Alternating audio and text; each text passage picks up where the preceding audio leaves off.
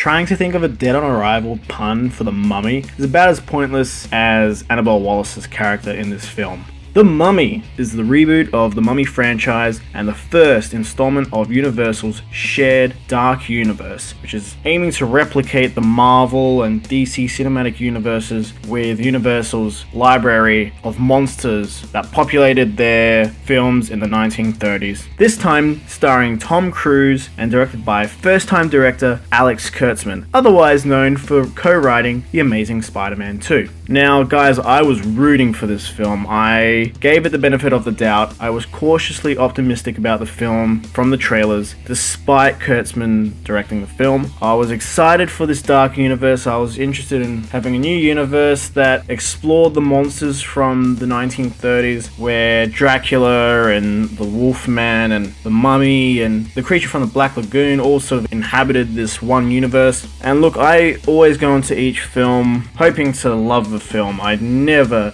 ever go into a movie wanting to hate it, but guys, this movie let me down hard. I really do hope the next Dark Universe film is significantly better than this, because there's just so much wasted potential here. The film follows Tom Cruise's Nick Morton, who discovers the tomb of Princess Amunet, played here by Sophia Boutella, best known for her work in Kingsman and Star Trek Beyond, who here is awakened and begins to wreak havoc on the world. Well, not really the world, more just a section of London. This movie kind of attempts to meld action-adventure with horror while setting up the Dark Universe, with Dr. Henry Jekyll, here played by Russell Crowe, kind of acting as the Nick Fury of this universe, kind of bringing these monsters together, and it doesn't really succeed in most departments. The action-adventure elements of the film sort of attempt to be kind of like Uncharted, just not quite as smartly written or directed. If you think of the Brendan Fraser films being sort of similar to Indiana Jones, I always saw them as sort of Indiana Jones light. You can kind of take this Mummy film in some sections to be kind of more like an Uncharted light, if Uncharted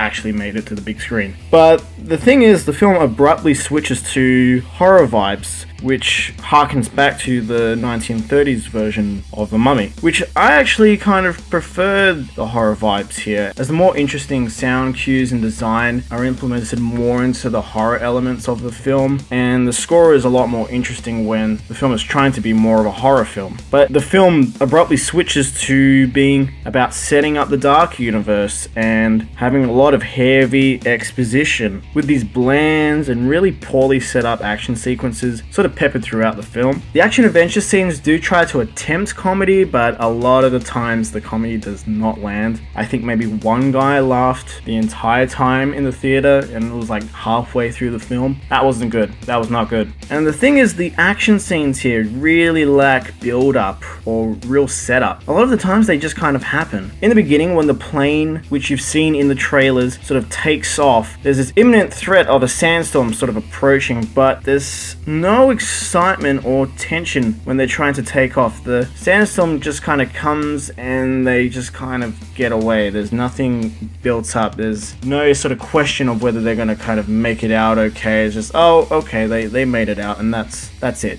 You know, if you think of Raiders of the Lost Ark, when in the opening scene, which everyone loves, of Indy trying to get into the plane, they've got all that excitement and tension of Indy trying to make it to the plane in time, and as Indy attempts to escape Belloc and try and get onto the plane in time, you've got all this tension and excitement, and there's a really great satisfying payoff when Indy gets onto the plane. That just isn't here, and it happens throughout the film. A lot of these action scenes just hint at something that's great, trying to be built up, and then there's just no payoff. They continue on and they let it linger, and then just something really boring and mediocre comes from all this build-up, and it's just not satisfying at all. It's ultimately, the film just doesn't know what it is. I mean, there are 6 people that took a crack at writing this film. 3 people worked at cracking the story, and then 3 people wrote the screenplay, and it really shows that there were too many cooks in the kitchen here, and you've just got all these different flavors and attempts to bring something together, and it really shows that all these different people worked on this film, and there is not any sort of clear vision going through this film. There's definitely not enough focus on developing the Mummy. She really just acts as a villain and she's just a monster. And look, as great as Sophia is to watch, there really is no sympathy for her character. I mean, they sort of attempt it, but not like the Boris Karloff film where there was some sort of sympathy for his character. You know, we get to see Sophia show off a bit of her contortionism here, but I mean, she's just the monster and there's just really nothing really to care about here. Tom Cruise's character Nick really is a dick in this film, but we kind of give it a pass because it's Tom Cruise and Tom Cruise is likable and he's fun to watch. The second half of the film really is the Tom Cruise running show. The extent of his abilities in this film is quite questionable and I think alludes to some plot holes that might get filled in later on or someone is going to explain in an interview, but really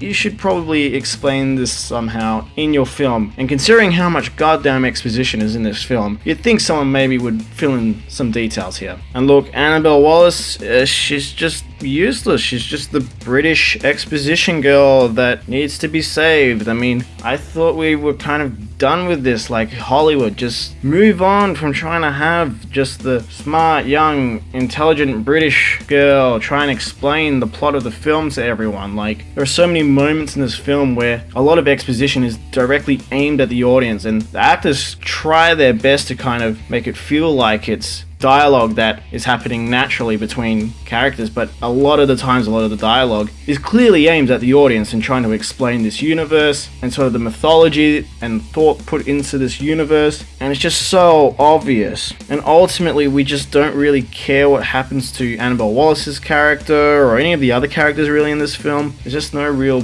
proper interesting build up or care put into their characters, and we just, when things do happen to some of the characters, there's just not enough to really care about here. You know, Russell Crowe here is interesting as the Jekyll Hyde character. It really is great watching him act with Tom Cruise, as those two actors alone are leagues above everyone else in this film. They have the gravitas, they are heavyweight actors, but I did find it kind of interesting that Russell Crowe decided to go with a posh accent for Dr. Jekyll and a Cockney accent for Mr. Hyde. I mean, it's kind of a generic choice to differentiate Jekyll and Hyde, and I'm sure that was maybe more of a choice that came from Alex Kurtzman and Universal rather than Russell Crowe, but you can't help but feel like maybe they could have tried a bit harder to try and differentiate them a little bit. Ultimately, this film just really forgets to be a satisfying film with real payoff, and it's just way too interested in being chapter one of the Dark Universe and setting everything up.